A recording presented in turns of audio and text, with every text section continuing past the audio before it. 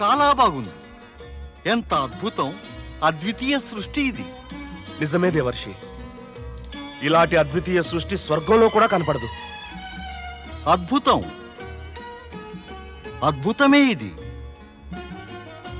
ఇలాంటి అద్భుత సృష్టికి నమస్కారం చేయవలసిందే. అద్భుతమే ఇది. శిల్పి మయాసుర తమ ప్రతిభను వర్ణించడానికి మాటలు చాలవు. తమ ప్రజ్ఞాపాఠవాలకు సాటి లేదు. తమరి శిల్పాల ఔన్నత్యం అపరిమితం. ఓ శిల్పి శ్రేష్ఠ, దేవశిల్పి అయిన విశ్వకర్మను ఈ రంగంలో ఎంతగానో అధిగమించారు తమరు. దేవర్షి, తమరు దేవేంద్రుడు దేవతలతో పాటు ఇక్కడికి వచ్చి నా కళను ప్రశంసించారు. నాకెంతో ఆనందం, మహానందం.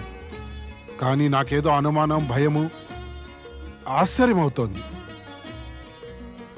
తమరందరినీ ఇక్కడ చూసి తమరి రాకలో ఉద్దేశం, తమరి సంబంధం. అదేగా శిల్పి శ్రేష్ఠ మయాసుర, అదేగా మరి సంబంధం. దేవదానవుల సంబంధం అకారణంగా చెడిపోయింది. ఇంత జరిగినా కూడా రజతపురం, స్వర్ణపురం, లోహపురాల అద్భుతాల వర్ణన విన్నాక ఈ త్రిపురాలను చూడాలని మేము ఆరాటపడ్డాం. మా ఆరాటం కయ్యాల్ని మరిపించి ఇక్కడికి లాక్కొచ్చింది శిల్పి శ్రేష్ఠ. కేవలం తమ శిల్పాల ఆకర్షణ వల్లే మేము అన్ని దుష్పరిణామాలు విస్మరించాం. ఈ పరిస్థితిలో తమరు సహకరించి ఈ త్రిపురాలను చూసే సౌభాగ్యం మాకు కలిగిస్తారా? తమరలా ఆలోచించడం మాకు చింతను కలిగిస్తోంది శిల్పి శ్రేష్ఠ. విషయం ఒకటే, మేము తమరి కళను చూడాలని వచ్చాం. అంటే మాకు మీ పట్ల సదుద్దేశమే, దురుద్దేశం కాదు. మేము తమకు అతిథులం. మీరు కోరి వచ్చిన అతిథులకు త్రిపురాలను చూపిస్తే తారకపుత్రులకు అభ్యంతరం ఎందుకుండాలి? మాతో విరోధులా ప్రవర్తించరులేండి. అవును, సరిగ్గా సెలవిచ్చారు. తమరు చూడవచ్చిన శిల్పాల గొప్పదనం, వాటి అద్భుత విశేషాలను సృష్టించిన వాణ్ణి నేనే కదా. నా శిల్పాల ప్రశంస అంటే నాకు గౌరవం. నన్ను గౌరవించేవారైనటువంటి నా అతిథులతో తారకపుత్రులకు ఏమి విరోధం ఉంటుంది? నేను వారికి ఇటువంటి గొప్ప సృష్టి చేసి పెట్టి వారి పట్ల మహోపకారం చేశాను. నా ఉపకారానికి రుణపడిన వారు నా అతిథుల పట్ల అనుచితంగా ఎన్నటికీ ప్రవర్తించరు. తమరు చూపుతున్న గౌరవానికి బదులుగా మొట్టమొదటగా నేనే తమరితో సరిగ్గా ప్రవర్తించాలి. నా వెంట రండి.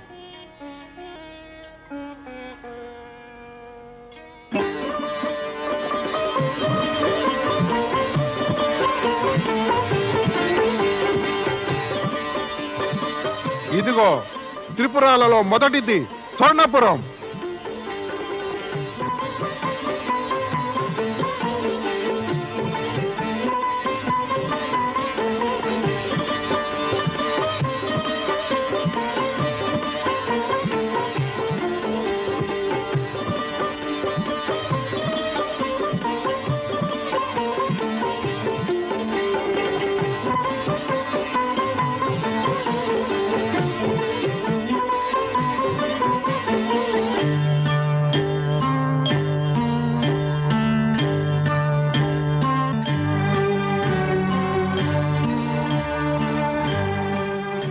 దేవతలకు రాజైన ఇంద్రుడు, దేవతలకు ఋషి అయిన నారదుడు, వీరందరూ కూడా తప్పకుండా ఏదో మన గుట్టు తెలుసుకోవడానికే వచ్చారు. పద, మహాబలికి తెలియజేద్దాం. తమరు చెప్పినది నిజమే దేవర్షి. స్వర్ణపురంతో పోలిస్తే స్వర్గం తీసికట్టేననిపిస్తోంది. రజతపురం, లోహపురం ఇంతకన్నా అందమైనవి. వీటి అందాలు చూడ్డానికేగా వచ్చింది. అక్కడికి మిమ్మల్ని తీసుకువెళ్ళి తమకు వాటి గొప్పతనం చూపిస్తాను. పదండి, రజతపురం అందాలు చూద్దాం.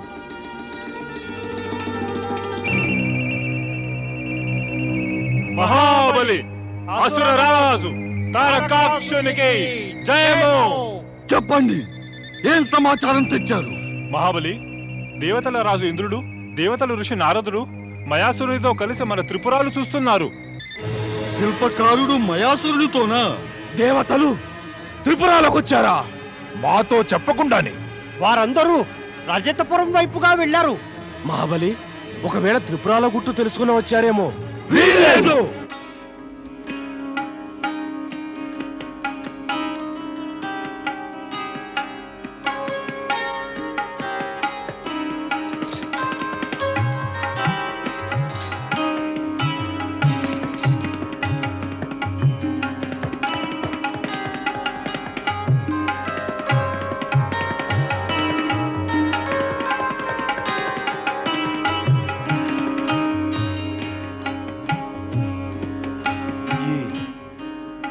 రజతపురం ఏదో స్వర్ణపురం కన్నా కూడా భవ్యంగా ఉంది. శిల్పము కళలు కలిసిన అసాధారణ సౌందర్యం.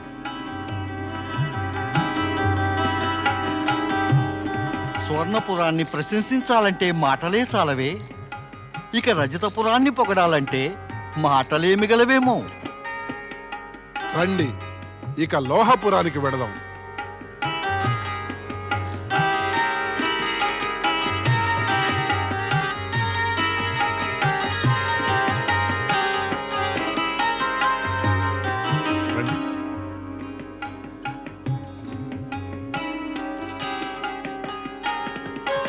ఓహోహో, ఎంత అందం!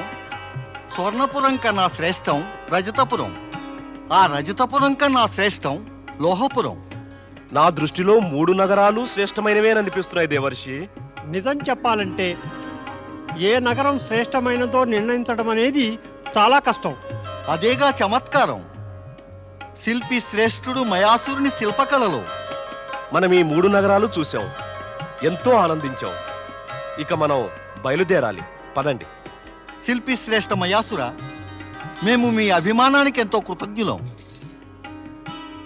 మీరెంతో శ్రమపడి దయతో మాకు తమరి ఉత్కృష్ట నైపుణ్యాన్ని ఉత్కృష్ట దర్శనం గావించారు.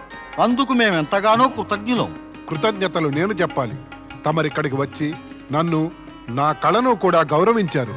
ధన్యుడవు శిల్పి శ్రేష్ఠ మయాసుర, ధన్యుడవు. నీవు దేవతల గౌరవాన్ని పొందిన కృతజ్ఞుడవు. కానీ మేము నీవు విశ్వాసఘాతకుడవని కృంగి కుమిలిపోతున్నావు. విశ్వాసఘాతకుడినా? ఏమిటి మీరు అనేది మహాబలి? అంటే తెలియటం లేదా? రంగు రూపము జాతి వర్ణించమంటావా? మేలు చేసిన వాడి కన్ను పొడిచిన వాడినే విశ్వాసఘాతకుడు అంటారు. శత్రువులకు మన మర్మాలు చెప్పేసి మనల్ని ఆపదలో నెట్టడానికి కాస్తైనా సిగ్గు లేదా మయాసురా? సిగ్గనేది ఉంటే ఇటువంటి నీచపు పని చేస్తాడా? శత్రువులకు లాభించేది, మనకు హాని చేసేది. నేను అటువంటిదేమీ చేయలేదు. దేవేంద్రుడు, దేవర్షి త్రిపుర శోభలను గురించి విని చూద్దామని ఇక్కడికి వచ్చారు. ఇందులో రాజకీయం లేదు, కుతంత్రం లేదు, రణవ్యూహము లేదా శత్రుభావం అనే ఉద్దేశమూ లేదు. కేవలం కళను మరియు శిల్పాలను. చాలు మయాసురా, చాలు. నీ రహస్యం బయటపడింది. నీవు శత్రువుతో కలిసిపోతున్నావు. వీరు శత్రువులు కాదు దైత్యరాజా, మనకు అతిథులు. మా పట్ల విశ్వాసఘాతకం చేసే వారి అతిథులు మాకు శత్రువులే అవుతారు. దైత్యులైన మేము మా స్వార్థానికి రక్షణకు మా మిత్రులను సైతము వధించేస్తాం. మరి శత్రువులను ప్రాణాలతో వదులుతావా? వద్దు వద్దు, నేను అలా ఎన్నడూ జరగనివ్వను. అలా గనక జరిగితే అతిథుల పట్ల విశ్వాసఘాతం అవుతుంది. నేనేమీ చేయకపోయినా వీరందరూ నన్ను ఆరోపిస్తున్నారు. ఇప్పుడేమీ చేయకపోతే వారంతా విశ్వాసఘాతకులను ఆక్షేపిస్తారు. అది నిజమే కూడా. వద్దు దైత్యరాజా, అలాంటిదేం చేయకండి. నా మాట నమ్మండి. నా మదిలో తమ పట్ల దురాలోచన లేదు. అన్నా తారకాక్ష, శిల్పి మయాసురుడు మన 3 పురాలను నిర్మించాడు. ఇతడి అతిథులను చంపివేస్తే అతడు అసంతుష్టుడై మన 3 పురాలను ధ్వంసం చేసే అవకాశం ఉంది. తెలివిగా వ్యవహరిద్దాం. మేము నీ మాటను మన్నిస్తున్నాం శిల్పి మయాసుర. నీవు మా పట్ల ద్రోహం చేయలేదు. ఇక మేము చెప్పేదేమిటంటే, మా ఈ శత్రువులు తిరిగి వెళ్ళిపోతే మా ప్రాణాలకు ముప్పు తప్పదు. అయినా వీరిని మేము సంహరించాం, కానీ వీరిని బంధించి ఉంచేస్తాం. ఎందుకంటే వీరిక్కడి నుంచి వెళ్ళిపోతే మా గుట్లు మట్లన్నీ ఆ దేవతలకు చెప్పేస్తారు. వారందరూ కలిసి మాపై ఆక్రమణ చేస్తారు. ఇక మేమంతా నాశనమవుతాం. నీవు, నేను, ఈ గొప్ప త్రిపురాలు ఇవేవి కూడా మనకు దక్కవు. అందుచేత అందరికీ భద్రత, హితము కలగాలంటే వీరందరినీ ఇక్కడ బందీలుగా ఉంచాలి. అప్పుడే మన రహస్యాలు బయటకు పొక్కవు, మనం నిశ్చింతగాను ఉంటాం. తమరంతా నా నిస్సహాయతను చూసి క్షమించాలి. నిజంగా మీ ఉద్దేశం రహస్యాలు కనిపెట్టడమే అయితే మీరు అతిథులు కారు, నేను ద్రోహిని కాదు. కాదు, ఇది నిజం కాదు. శిల్పి రాజా, ఇది నిజం కానే కాదు. సైనికులారా, బంధించండి ఈ మాయావులైన దేవతల్ని. చీకటి కొట్లో పడేయండి. నేటి నుంచి ఎవరికి అన్నపానాదులుండవు. తీసుకెళ్ళండి.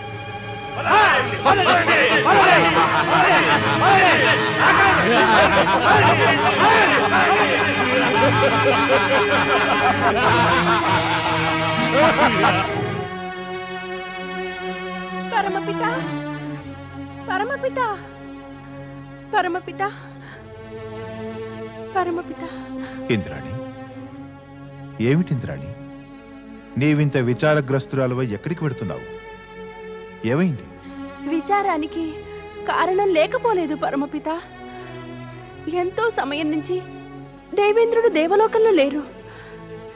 త్రిపురాలు చూడ్డానికి వెళ్ళారు. నేటిదాకా తిరిగి రాలేదు. అక్కడ ఏమైందో ఏమీ తెలియడం లేదు. దయచేసి చెప్పండి బ్రహ్మదేవ, ఆయన ఎక్కడ ఉన్నారు, ఇంకా ఏం చేస్తున్నారు?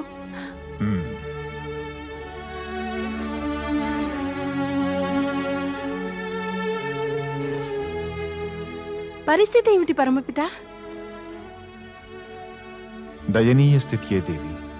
అయితే వ్యాకుల పడుతున్న నేను ఇక చింతించాలి కూడానా? అవును, మరి నీవు, నేను కూడా. నీ భర్త దేవేంద్రుడు, నా మానసపుత్రుడైన నారదుడు, ఇతర దేవతలు అందరూ ఇప్పుడు లోహపురం కారాగారంలో బంధితులు. బంధితులా? లోహపురంలోనా? ఇక ఇప్పుడు ఏమవుతుంది పరమపిత? ఏది ఉపాయం వారి విముక్తికి? ఉపాయమా? ఉపాయం ఆ పరమేశ్వరుడు తప్ప వేరెవరు చెప్పగలరు. ఆయనే ఉద్ధరించగలరు. అయితే పదండి పరమపిత, మనిద్దరము కైలాసం వెళదాం. అద్భుతం. బ్రహ్మదేవుడు, శచీదేవి అనేక మార్లు కైలాసానికి వచ్చారు. ఇంద్రాణి సదా దేవేంద్రునితో, బ్రహ్మదేవులు సదా దేవేంద్రుడు దేవతలతోనే వస్తుండేవారు. మొదటిసారిగా వీరిద్దరూ ఇక్కడికి వచ్చారు. అంతా కుశలమే కదా? లేదు పరమేశ, లేదు. కుశలము లేదు, శుభము లేదు. నేను పతి వియోగంతో, బ్రహ్మదేవులు పుత్ర వియోగంతో బాధపడుతున్నాం. వియోగమా? అంటే ఇప్పుడు సంయోగం కోరుతున్నారా? సహజం కదా పరమేశ. ఆ దుష్ట రాక్షసులు నారదుణ్ణి, ఇంద్రుణ్ణి, ఇతర దేవతలందరినీ కూడా లోహపుర కారాగారంలో బంధించాడు. కాని బ్రహ్మదేవా, వారు లోహపురం ఎందుకు వెళ్ళవలసి వచ్చింది? అక్కడికి ఎందుకు వెళ్ళారో? కుతూహలంతో మహాదేవి, కుతూహలంతో. ఆ త్రిపురాల అద్భుత సృష్టిని గురించి విని ఆ శోభలను తిలకించడానికి. దేవర్షి నారదుడు వెళ్ళాడంటే కేవలం శోభలను తిలకించడానికేననుకోను. తప్పక తన లీలను ప్రయోగించడానికే వెళ్ళుంటాడు. లీలలను ప్రయోగించాలంటే నారదుడికి సాధ్యం కాదు దేవి.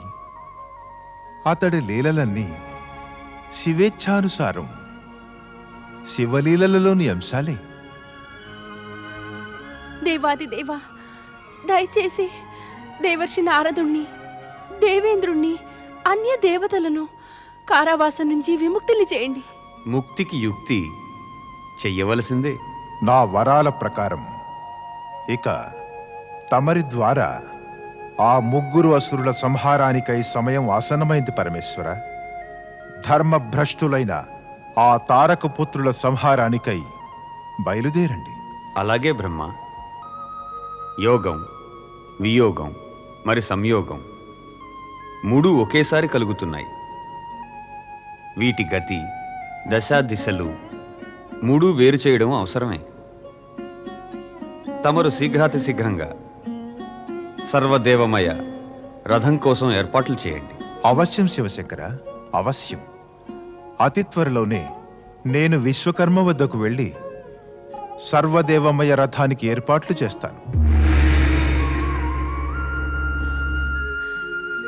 ఏమైందో, ఏ పరిస్థితిలో ఉన్నారు దేవేంద్రులు?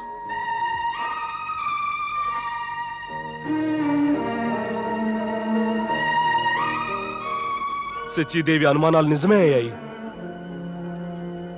మనల్ని శత్రువులు బందీలను చేసేశారు. ఇక పరమేశ్వరుడు ఈ త్రిపురాలను భస్మం చేస్తే వాటితో మనం కూడా భస్మం అయిపోతాం. ఏదో ఉపాయం చెప్పండి దేవర్షి, ఏదో ఉపాయం చెప్పండి. దేవేంద్ర, అలా అధైర్యపడితే కష్టాల స్వరూపము భారము పెరిగిపోతాయి. అయితే వాటిని తగ్గించడం ఎలా దేవర్షి? విశ్వాసంతో మనస్సును నిశ్చలంగా ఉంచుకోవాలి. ఆ పరమేశ్వరునిపై భక్తిని పెంచుకోవాలి. మనం గనక మంచి మనస్సుతో పరమేశ్వరుని ధ్యానించుకుంటే ఆయన తప్పక మన కష్టాలను తీర్చగలుగుతారు. అవును దేవర్షి, నాకు అదే అనిపిస్తోంది. ఇప్పుడున్న ఈ సంకట స్థితిలో మనం త్రిపుండ్రధారిని శరణు వేడుకుంటే ఆయన తప్పకుండా మనల్ని కాపాడతారు.